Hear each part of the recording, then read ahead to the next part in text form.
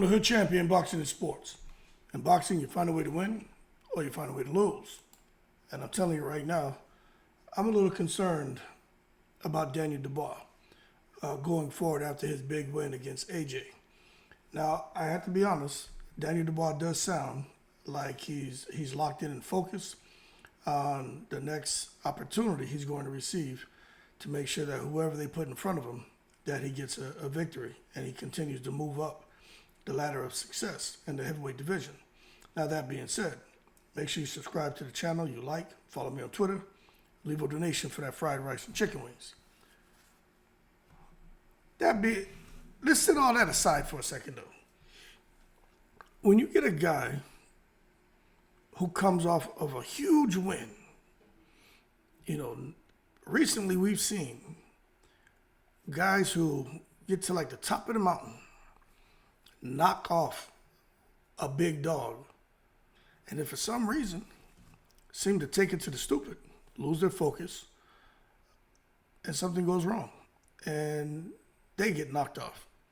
Now, two guys in particular come to mind. One is Andy Ruiz. We all know what Andy Ruiz. He was able to clip AJ, and then what happened to Andy Ruiz in the rematch with AJ? Andy Ruiz didn't prepare. He swole up like a goddamn French bread, and AJ was able to easily outbox him, put the bing-bings on him, and put Andy Ruiz out of his misery, and Andy Ruiz's career has never been the same. Now, that was all, I think, Andy Ruiz's fault. I personally think Andy Ruiz had a good chance in the rematch if he would have taken his training serious. Andy Ruiz at that time was that vicious of a counterpuncher. He has heavy hands. And also for a guy who is kind of big, he had great stamina, great conditioning, and a great chin. So he lost his right to complain because he didn't respect the sport himself, respect his opponent enough to get his big ass in shape. Anyway, the other person who comes to mind is someone who had an opportunity to really continue moving up that ladder of success, but fell off immediately after the biggest win of his career, Teofimo Lopez. Now, I've said this in numerous videos. I'm going to keep this real succinct. Teofimo Lopez, when he fought Comey and when he fought Lomachenko, there are a lot of people who, when they talk about Teofimo, they're like, hey, that guy who fought Comey and fought Lomachenko, that was a different Teofimo. This Teofimo you're seeing right now, yeah, he's beat Josh Taylor. But Josh Taylor wasn't, I don't think he was the threat he would have been maybe 4 or 5 years ago. Bottom line is he beat him, right? So Teofimo Lopez, to some people, he's a two-time undisputed, two-time millennial. Now, I don't really care what anyone thinks about that. What I want to talk about is how he beat Lomachenko. Now, you saw in those early rounds, that shit was all Teofimo.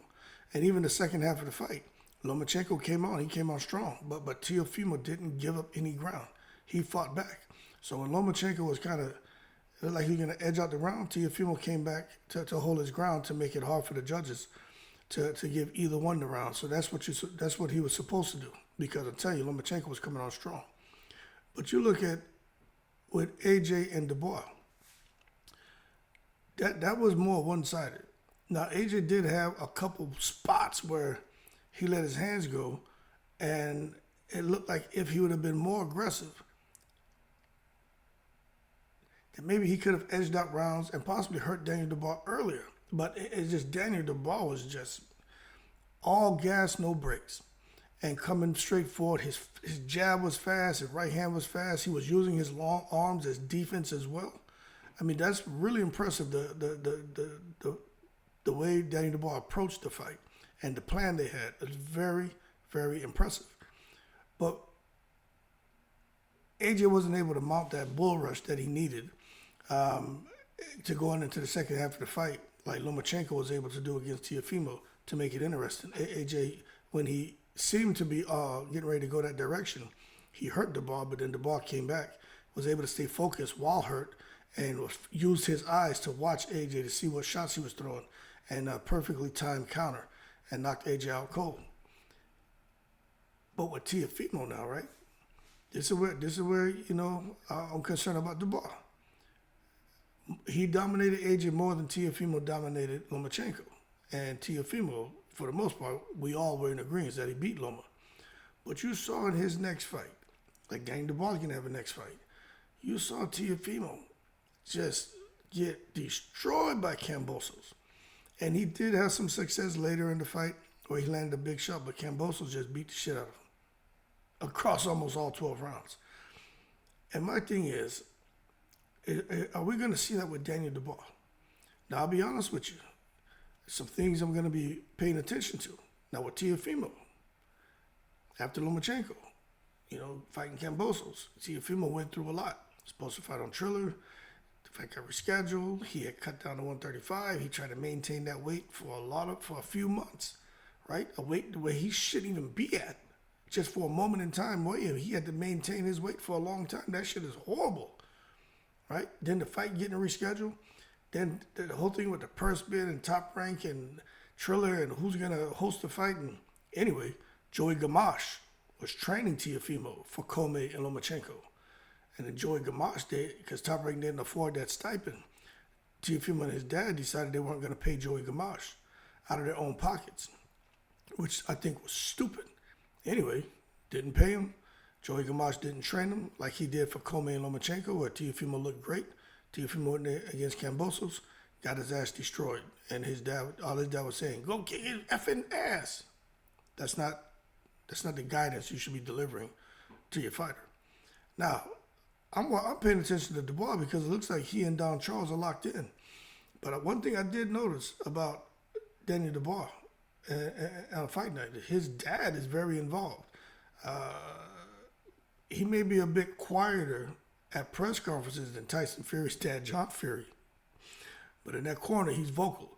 But it sounds like there's a better working relationship, a more healthy atmosphere and environment in the training camp and in the corner between the head trainer, Don Charles, and Daniel Dubois' father. And I think that is going to, that works because Daniel Dubois is close to his dad. But I'm going to be paying attention to see if a little bit of trouble in paradise starts to develop. Because that's the only way right now I can see Dubois really, really catching his ass and falling off going into his next big fight. Like Andrew Ruiz did after coming off a big win and Teofimo did coming off of a big win. Because right now they all seem to be lock in step. Don Charles, Daniel Dubois' father. They all seem to be lock in step. At the same time, it depends on who they want to put Daniel Dubois in the ring with. Now, where is this? Let me see. Because I'm trying to think, who can they put this man in the ring with? Let me pull something up while I'm talking to you. Okay. So, let me see if I can show this to you.